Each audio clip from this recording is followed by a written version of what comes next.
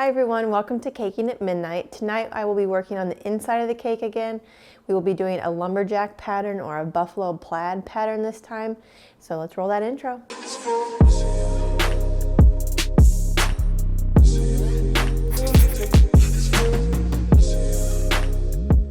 As always, don't forget to follow me on Instagram. It's at caking_at_midnight.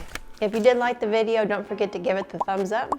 As always, hit that subscribe button and don't forget to hit the bell for notifications.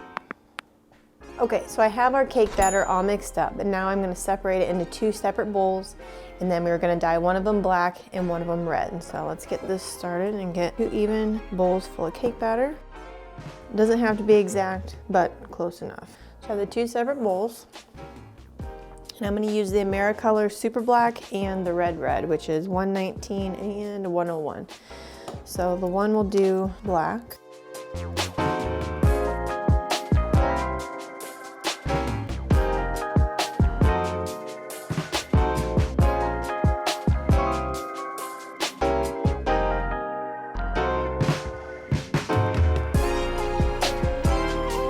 Now we have their 2 different colors. And now we can get them into our pans. And there's 2 different colors, so once I get the red and the black in the pan the way I want them, then we'll take the red and the black and we'll mix them together to get a burgundy color, which will be that in-between color when you're working with the plaid. So let me get our pans and we'll get all set. Usually with this type of pattern or the checkered pattern in a cake, you want to have a bigger cake, maybe an 8, 9, or 10-inch pan so you can see a lot of the squares. On this one of them is going to be a smash cake and one of them is going to be a little bit smaller. So our squares are going to be a lot smaller in here, but we're still going to try and get that effect. So I have 4 6-inch pans to get this achieved here. So like I said, usually you'll have a bigger cake and it'll be a lot easier, but this one we had to be a little more precise on our checks. Have the pans all greased and everything is mixed up, looks good. So I'm going to get a little bit in here.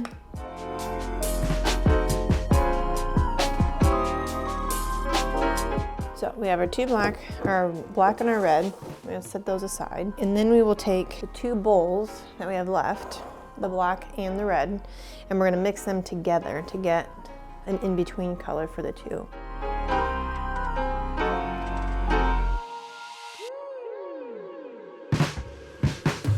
It looks like a little bit different color on camera, but we do have more of a purpley burgundy color.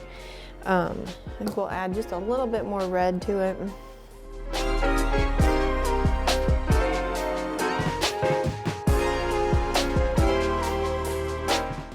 So there's our 4 pans all ready to go, and we'll stick those in the oven and we'll be back in about 1.5 hours and finish up the video.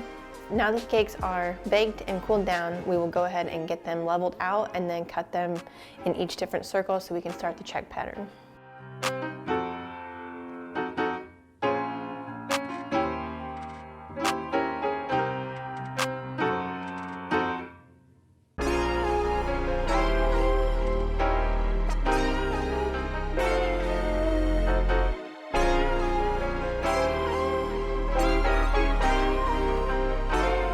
Now that everything is cut and the circles are intermixed together, we can start stacking. Now it's really important to remember which ones you have put in order on when you're stacking the cakes, because if you do them in the wrong order, it's not going to be a perfect check pattern inside. So I have my 4 layers all laid out in the order I want to put them on the board, so therefore I won't get messed up. So either number them, lay them out in an order, or if you have a good memory, just remember which order you put them in, so when you cut into this cake, it will look like the buffalo plaid. Let's get started. You can either do a brown buttercream, or some people do a black buttercream in between the layers. This one is going for a smash cake, so I don't want to turn the little guy purple. So I'm going to use brown buttercream inside instead of black for this one. I'm going to start with the burgundy and red circles. I did chill these a little bit, just so they'd be easier to frost. I did not put any buttercream in between each circle either, just because they were pretty tight. But if for some reason they're not tight or they're falling apart a little bit, you can put a little bit of buttercream in between each circle there. But you're gonna have buttercream on each layer too, so that's gonna help hold these together.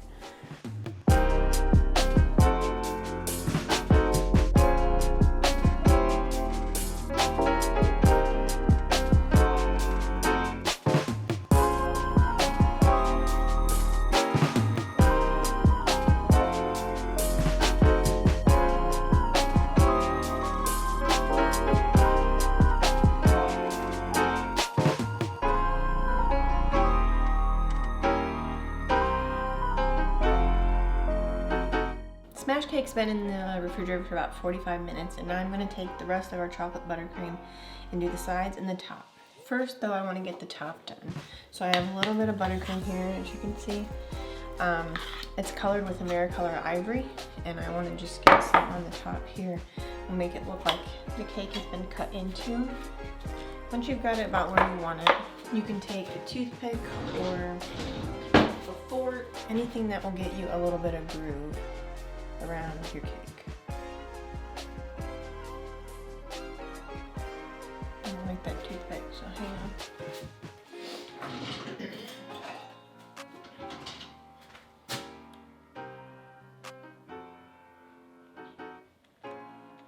It might be a little better. I want to get just a little bit bigger of a indentation in here. Now this doesn't have to be perfect by any means.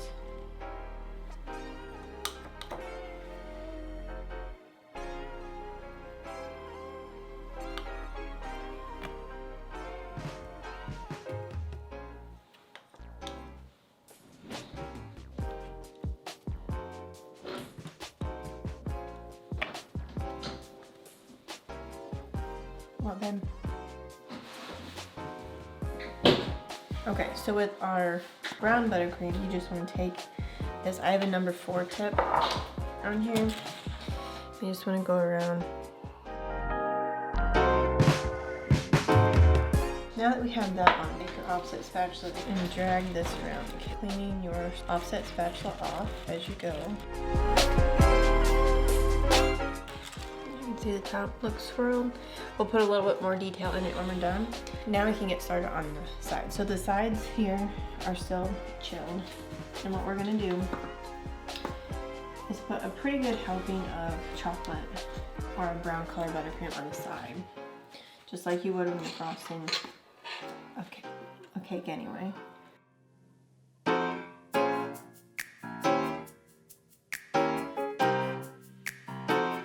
Now that you have a pretty good layer of buttercream on here, just go back through and even it out just a little bit. Don't take a lot off, just make sure it's somewhat smooth.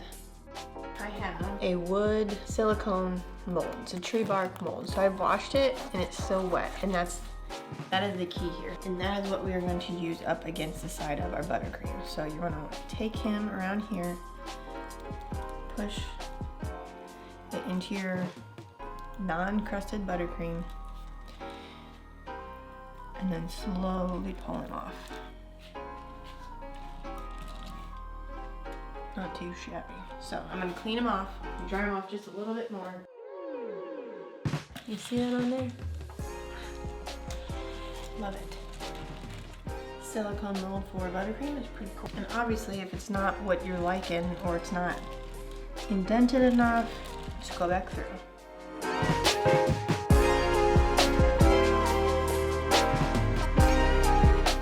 I actually really like that. It came out a lot easier than I was anticipating. So water on buttercream is okay. It will dry, it'll crust, it'll do all the things it's supposed to do. So don't worry about that at all. Some people actually get a really hot spatula in water and then use that to make their buttercream smooth. So don't worry about the water, just go ahead and wipe it off your board. It will dry, I promise. And then we can, once that's dry and crusty, go back through with a little bit of food color, black food color, and get in the indentations a little bit more, and then it'll have a little more depth to it. And this smash cake is all done.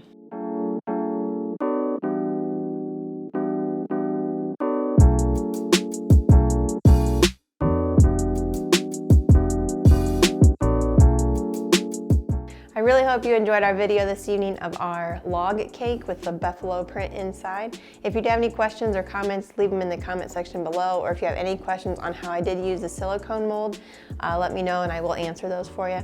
As always, this is Caking at Midnight, and happy caking.